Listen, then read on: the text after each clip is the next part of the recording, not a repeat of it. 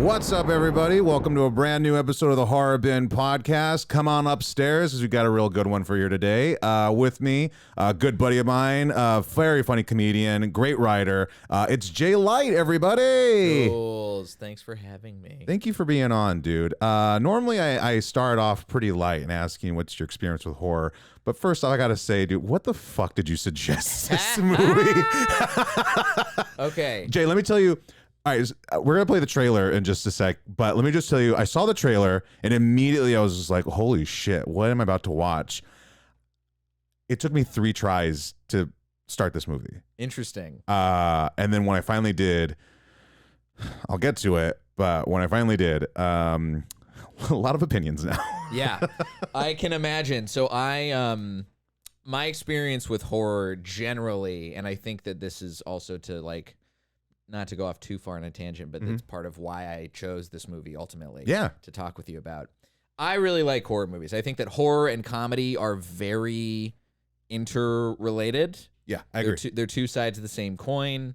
And I also, as a cinephile, as a film lover, oh yeah.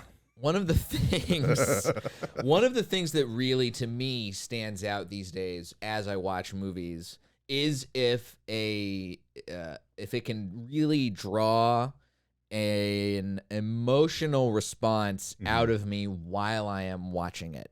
Like that to me is a signifier of a very good movie at a baseline. Like every other movie, I'm like, all right, this is fine. If I'm stirred, if something happens, that's at least a good movie for me. And there are some movies, like I also was talking with you about potentially doing Talk to Me, which I think is like just shy of great. But Skinamarink was such a singular viewing experience for me when it came out last year in theaters that I've never felt quite like that while watching a movie. Yeah. And I was floored by like how it made me feel compared to other horror movies too, where other horror movies I think elicit a different kind of reaction out of me. Yeah. I'd agree with that too, because this definitely was we already said it. For those that kind of might have missed it, today we are trying to add Skinamarink to the horror bin. Let me just look up the general facts here. I have my small notes for this movie prepared. Like Jay said, came out just last year, 2022 movie. Skinamarink, written and directed by Kyle Edward Ball. Very few film credits in terms of like what he's done, but this is. Yeah, like you said, it was very, very different, very interesting style. Yes, of how this movie's presented. I will say it's one of, as far as like an actual film goes, this is definitely really like capital F filmmaking in terms of like this is a movie that is hard to get behind if you are not fully in it. Yeah. And we're talking about it. I'm just gonna go ahead and we'll take a look at the trailer. Let's rewatch this trailer. Let's take a look. In this house. And I remember watching this just by myself, nearly shitting my pants. It's a crazy trailer.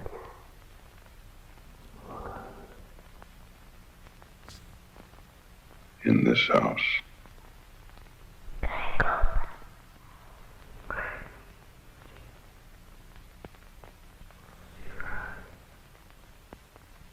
In this house. And there it starts.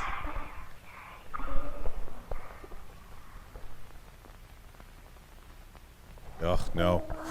No. Just no. In this house.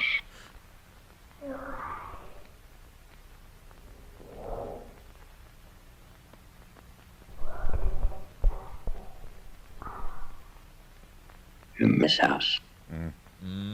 And there we see, yeah.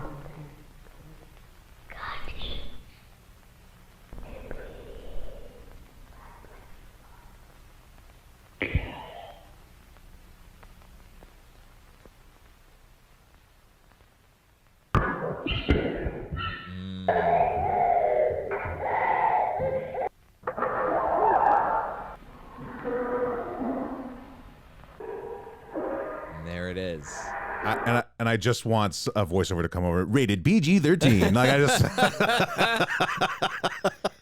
it's like I said. I watched this trailer by myself just before I was like, all right, I'm gonna sit down and I'll watch it. I was like, you know what? Let me check out the trailer. And it deterred me from my first viewing. Really? I was also home alone. Oh yeah. It's in the evening, and I just told myself, no, not today. Tomorrow. Yeah. Started it the next day. Got 7 minutes in. Again, home alone by myself. 7 minutes in. Jay, like I kid you not, I quit. I was just like, I'm gonna wait till my sisters are home so we can watch it together. The next day, me, my two sisters, and my dad watched it. My dad could not stand it. He was so bored. He immediately was just like, what the fuck is happening? Yeah. But it is, like you said, it is a very unconventional way of filming. Most of it is just dark hallways, a dark house. Before we get too much into it, just for a synopsis, because I feel like if you don't know the synopsis, you're going to have even more of a difficult time following what exactly is happening in the movie. Right, yeah. But for the synopsis for Skinamarink, it's two children wake up in the middle of the night to find their father is missing and all the windows and doors in their home have vanished. Which right there alone, that is a pretty like, whoa, okay. You watch the movie, I if I did not know this ahead of time, I don't think I would have caught that. Yeah. It's one of those movies where I feel like even the synopsis does the bare absolute minimum of trying to establish what the real narrative of the movie is. Yeah. 'Cause this is not a narrative film by, I don't think, any, like, what most people would consider like a conventional narrative. Yeah.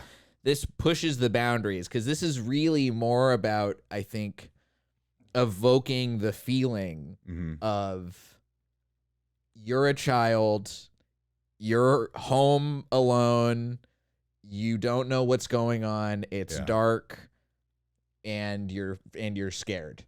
Yeah. And also, is there actually something really, really wrong and evil happening, or is it just like things that go bump in the night? That is like kind of where I was too. Like the more I kept on watching it, and the more that it's literally like it's edging the movie. You know what I mean? Yeah. Like the entire movie, I'm sitting there just like, fucking something come out of that fucking hallway, please.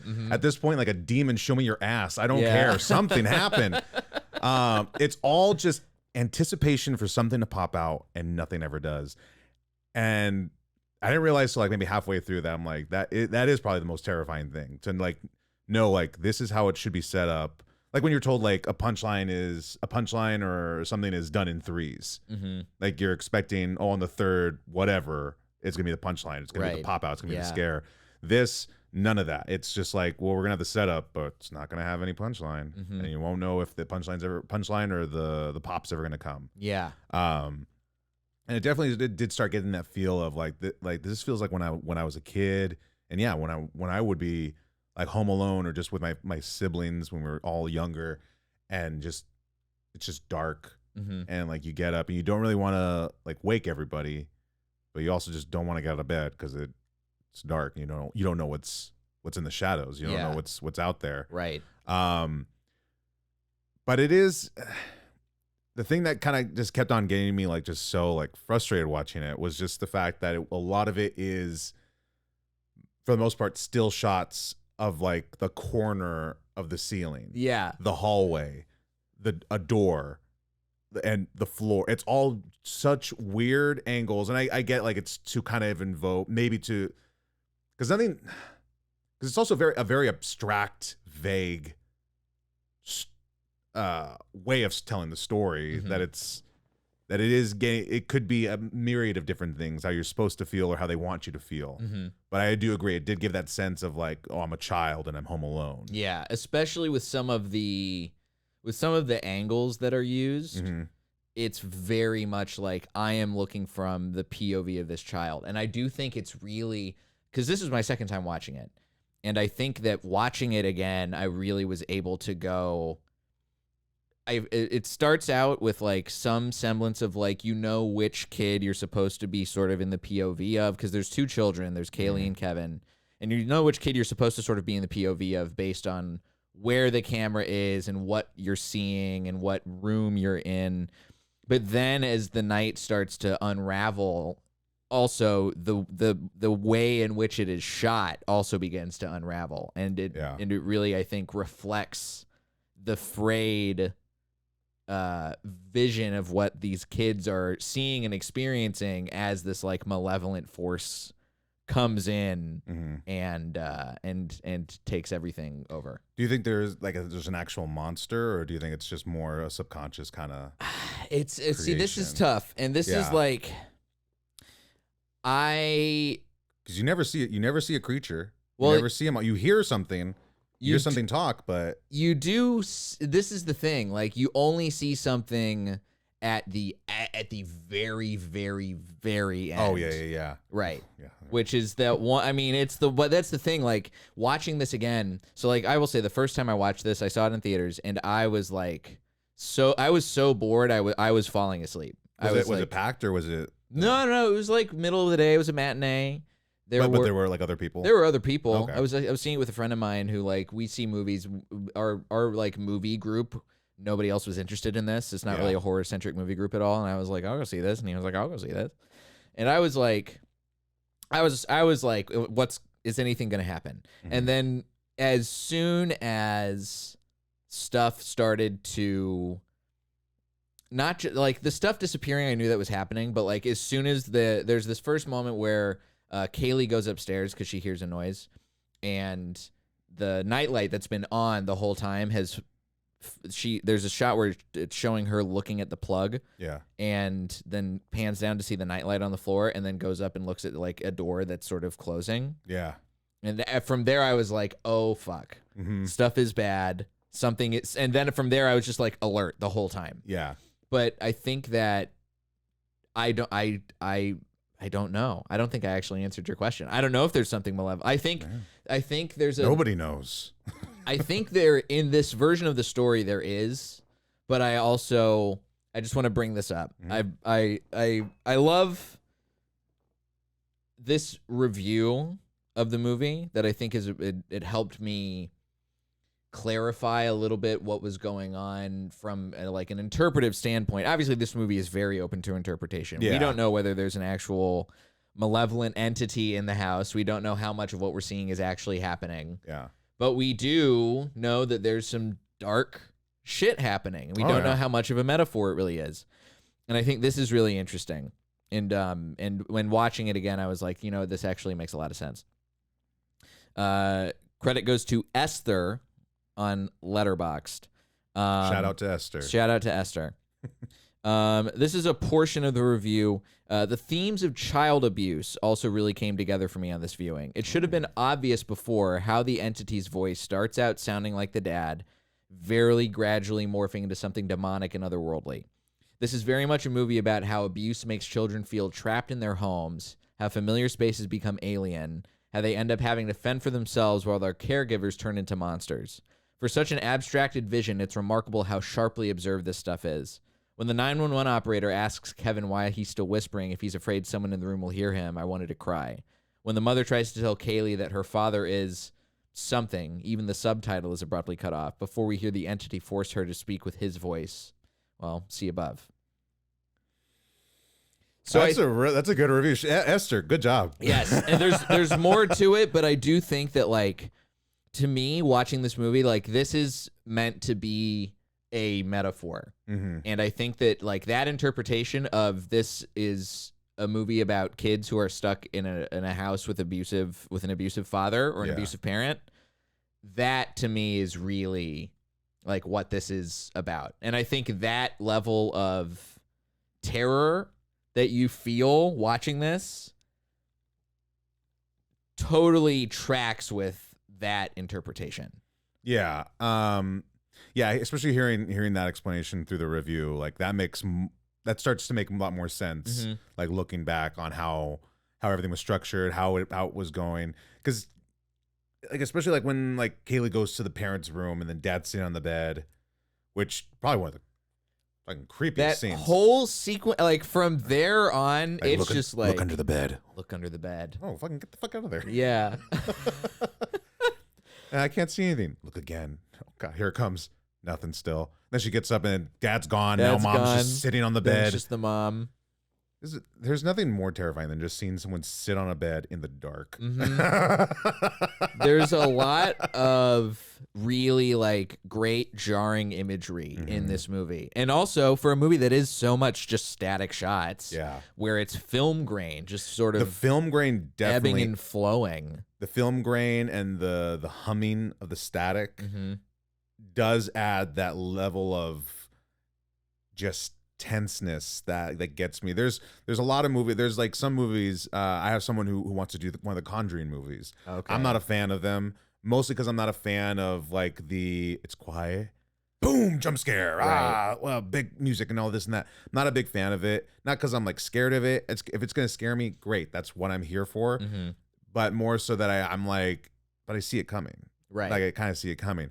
I like that tense, uncomfortable feeling. Yeah. Like that's why I loved Get Out 4. That's why I really enjoyed Us. Nope. Like I think Jordan Peele has it down to where he doesn't really have jump scares, but he has like, you're just tense. You don't know like how to feel. You don't know what's going to happen. So like this movie, especially with the static and the humming, like that's all I was getting. And when you just stare into darkness and with the static, you just get those illusion, like there's something moving in there. Yeah, you can't tell. I remember this time, I obviously was not aware of it the first time, but this time I started to notice there were areas where the grain was moving more. Oh. If it was like certain parts, obviously I think because there was more darkness in some of those areas, Yeah. it was sort of a little bit by design. But there are parts of the movie where you're watching it and you're like, oh, there's more movement happening here. There's something going on over there that I didn't catch before.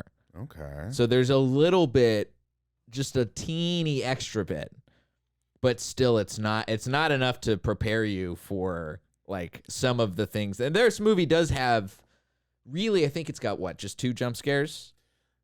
Yeah, I know one for sure. No, there's 2. Because there's the one where you see the sister without The eyes in a mouth, which is like just 3. There's 3 because there's one where it's just like a quick. And I had to have the subtitles on for the entire time. Oh yeah, because even though they do like intentionally put subtitles up there for certain specific lines, there's like so much that's just it's all whispered. It's ASMR the movie. It's just all whispered.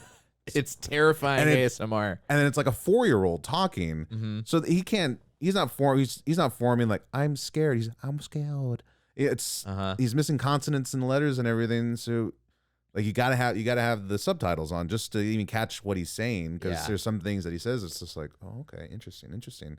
Like context in terms of like what's going on, what is happening, where is everyone in relation to what's currently going on in the scene. Why did I bring up the subtitles?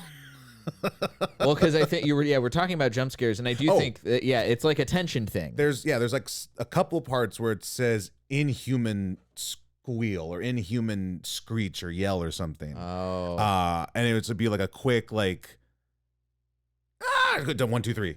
In terms of clips, like just flashing quick. And then there was like one that really I audibly like just shrieked in our living room. Where it's that fucking toy phone with the face. Phone. This piece of, I literally, this time when I was watching it, when I saw the eyes come up again, I was like, this piece of shit, it's coming back. It audibly I went, what the fuck, no. Yeah. Because this is like, this movie, to your point about tension too and jump scares, I think that this movie does a good job where, like, I remember when I saw it in theaters the first time, when I see Kaylee sitting in the basement and you just see the lower her legs and arms as she's sitting down, I'm like, okay, jump scare's about to happen. Yeah. But then you see her face and then you have the little stinger and you're still just like, oh my God, because it's the image. What the fuck is happening? Yeah. Yeah. And the same thing with the phone. Whenever you see the eyes, and then it just, and then the jump scare happens, and then it back to the eyes. And you're like, I have the context of like what is about to happen from a filmmaking standpoint. Yeah. But the image is unlike something that I've seen in other movies with a jump scare, because the jump scare it's a horror classic. You know what's going to happen. It's either going to be the killer or it's going to be somebody faking you out. Yeah, it's subverting all the horror trope expectations. Like I said, like they're focusing on a dark hallway. You're expecting something to pop out. You're expecting something to come towards you. Most of the time, it's just like little whispers, little whatevers or whatever. Then that's it. You're not getting anything coming out of the shadows. Nothing's coming down the hallway.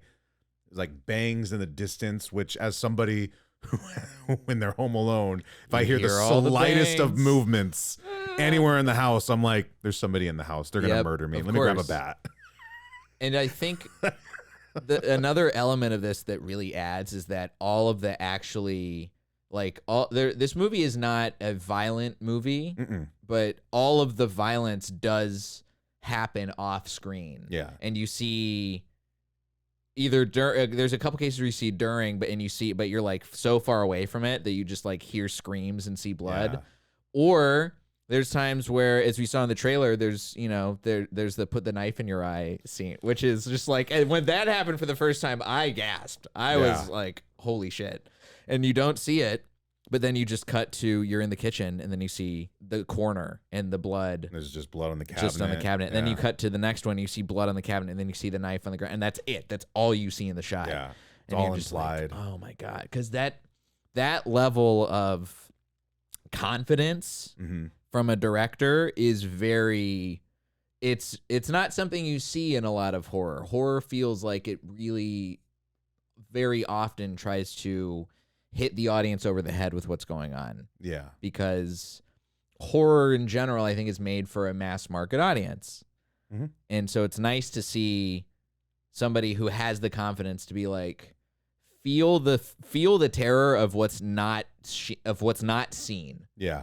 And know that you will feel so uncomfortable and like so tangled up in knots inside. Yeah. And that can still be just as effective. Just your inside just screaming. Like you're verbally sitting there just like, ooh, but inside you're like, fuck. Yeah. Yeah. Yeah, I definitely, like, I mean, I usually like to put like some kind of like fear scale to movies when we're reviewing them. This one is very difficult for me to even like put a number to it. Just because there are those moments where I'm sitting there just bored out of my mind because I'm like waiting for something. Like after a while, because we also watched it during the day. I mean, honestly, this movie is, I've seen other Letterboxd reviews of this, but like this is the kind of movie that you should watch on like your laptop alone in bed with the headphones on. Yeah. Because this is a movie, but also like that's the way you fully get the experience. I watched it during the day because I was like, I can't watch this at night. I will be fucking I will not be able to sleep. I needed more people because I was like, I gotta crack jokes during this, otherwise I'm not gonna get through it. Exactly. But I agree. Like if you want the full effect, if you want you want the full 10 out of 10, this is terrifying movie. Gotta watch it. The experience you want is alone in the evening, or in just a dark space, and just with, I'd say, crystal clear audio and subtitles. Yes. Also, if you had a traumatic childhood, definitely watch. If you didn't, you might be okay with this movie. If you got a sprinkling of trauma, this is the movie for you. This is the one. Because that's the other thing too. Like, this is a movie that I've in reading about how people felt about it. It's definitely one that you either really liked or you really hated. Yes. And I think that like I was not I didn't have a traumatic childhood, but I did have moments as a kid where I would be like waking. I sleepwalk. And I've sleepwalked since I was a child. And I remember even at the very beginning, there's like this allusion to like Kevin sleepwalking, which also, if you look at the child abuse interpretation, it's like, was he sleepwalking or did the dad fucking like throw him down the stairs or some shit like that? But like, I remember there were times when I was a child and I would wake up and I would be like, my nightlight's talking to me because it had like, it was like a toy chest shaped nightlight. And I was like, they're having a conversation with me. Yeah. But now in retrospect, I'm like, this is my brain being crazy while I'm asleep. Yeah. And how much of that in this movie is what these kids are experiencing versus what is just their brain trying to justify what's going on with some like with several layers of something covering it up. Mm-hmm. No, I see what I know what you mean, because it's the same. I'm in the same boat. Not so much heavy trauma from my childhood, but I can recall looking back to when I was a kid, trying to go to bed at night or just being at home in the evening, whether with like a babysitter or my siblings or anything else, being in like a just a dark hallway and just being like there's something down there. I don't know what's down there, but there is something down that hall. I can't see it, but I feel it. Yep. And then sometimes the same thing. Sometimes I'd be in bed at night just trying to go to sleep, but just the silence has a sound. Silence has a sound, guys. Yes. And this movie, I think, does the sound of silence terrifying. very well. Yes. The entire time you just the silence just tricks you into thinking like, no, you heard someone say something. You for sure heard someone say something. And this is the thing too. Like, I think it speaks to the level of mundanity and boredom that you feel throughout so much of this movie. Like I said, I was like, am I going to fall asleep during this? And even rewatching it again, I was like, there are times I'm like, I know what's coming, but I still feel like this sort of, I can drift off. It's going to be okay. Which I think adds to what the movie is trying to do to the audience. Because I think it's trying to lull you into a false sense of you can go to sleep, you're fine. And then terrifying shit keeps happening and you can't. Yeah. And you can't look away. Yeah. It's like I said, dude, this is like a weird one. When you recommended it, I was like, what is this? What? Okay. Yeah. Sure, we'll do that. Something different. I haven't heard of it. Let's try it. Minute I saw it, the trailer alone, like I was just like, man, this is gonna be rough. This is gonna be rough. And sure enough, it was. I don't know if it's like something it's definitely a movie that if like someone was to ask a recommendation, I don't know if I'd be like this one, whether they're looking for like a fun, like for a horror movie specifically, if they're looking like, whether they're looking for a fun, scary, violent, or whatever type of horror movie, this one's one of those movies where I'm like, if you want, like, it's not so much like if you want a specific experience, but do you want just an experience? Right. This is not a movie that I would say is a fun movie. No, by no means. And I think, if you're looking for a fun horror movie that's also a fucking scary horror movie, there are plenty other ones. Like I said, I almost recommended Talk to Me as the other one that I was sort of tossing around, which I think is a much more conventional, fun, cool, traditional horror movie, but also takes the genre and plays with it in ways that you are surprised by and does what it does very well. But this is such a different experience than I think I've had. I've only felt this with one other movie this year that I've seen, which was The Zone of Interest. Did you see The Zone of Interest? I haven't yet, but I have seen clips and stuff, and I've heard about it, and I do find it very interesting, so I do want to give it a watch. It's worth a watch, and I do think it actually makes an interesting, now that I'm thinking about it more and processing it, having rewatched it so recently, I think that Skinamarink and Zone of Interest make a good pairing as far as a double feature goes. Because The Zone of Interest is also, I mean, it's a very different kind of movie. It's a Holocaust movie. But it's not a movie where you see what's happening.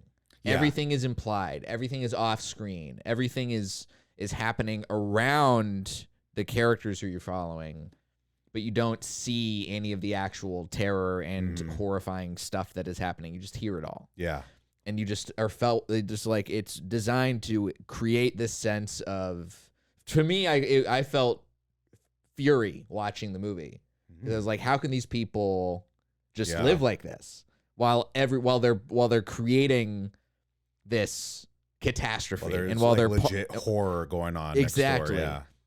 And Skinamarink too, I think it's like, because you are so close in the POV of these kids that you just can't help but like you feel what they're feeling if you're into it. And if you're not into it, then like I think that's a totally valid thing. This movie is, like I said, it's certainly not for everybody. It's definitely a split down the middle. You either you have either like that was a brilliant experience I had, Mm-hmm. or you have that was a waste of time. Yeah. If you I don't think there's any middle ground. There's no middle no. ground. If you're not willing to like have a little patience, then this movie is not for you. Yeah. Like if your idea of a great time is Scream, which don't get me wrong, I love Scream. Scream's I think Scream was an all-time great in multiple genres. But Scream gets you from the very, very beginning, and this movie does not get you from the very beginning. It's a slow build. It's so slow. It's not, I won't even say slow build. It's the slowest build. Mm-hmm. Like I've seen movies where it's a slow build, and I'm still invested at the beginning. This one is like so slow that I can easily check out like in 2 minutes. Yeah. But if you're willing to stick it out, like it's an experience. Mm-hmm. It's definitely an experience, and because of that, I would say in terms of where I'd put it on the bin. First off, it's going in the bin. Good. It's going in the horror bin. It is definitely belongs in there. And I wouldn't say it's on the top of the bin, because top is like reserved for stuff like Scream. It's like the go-tos, the easy ones. So Yeah. like, oh, here it is. Like, yeah, we got an easy choice. Look, you This can't do a one's- Funko Pop of the Skinamarink guy. You cannot do that. It's just a blurry face. Just a blurry face. It's me, Mr. Skinamarink. But I definitely say it's definitely it definitely belongs in the middle of the bin. It's definitely one of those things you got to dig for, and it's one of those movies where you find it, you discover it, and you give it a try, and either, like I said, you either have a great experience you have a great reaction watching it, or you have a you have a great terrifying experience watching it, or you have a terrible experience watching it. You either watch it and you're like, or you watch it and you're like, what the fuck is this? Yeah. Why are they showing the corner of the room so much? Which is exactly my dad's review. Yeah. And then he left and went to go watch Echo on Disney Plus. But me and my sister stuck it out. I mean, we got through it. Definitely belongs in the middle of bin. Definitely like a hidden treasure kind of a movie to watch. Yeah. If you get a chance, check it out. You can check it out on Hulu. I think it's on Shudder as well. Yep. Shudder original. Shout out. It's available. I think by the way, it got fully leaked because it made a festival run. Or 2 years ago when it was officially like first coming out and doing the festival rounds, and somebody leaked it. And so like the full movie had been available in pieces on TikTok, which is why this movie sort of got some notoriety. So if you search Skinamarink TikTok, you can probably find like a bunch of clips that will freak you out. Yeah. And Kyle Edward Ball is a YouTube horror guy. He's one of these like analog horror guys. So I think that having that element be something that is part of like the lore of the movie, I think adds to it. I do, before we start wrapping up, I did find out that there was a deleted scene from the movie. I just want to get your opinion on this. Deleted scene. Yeah, check it out. This is probably I'd say more terrifying than most of the movie. Ready? What? Oh, check boy. this out.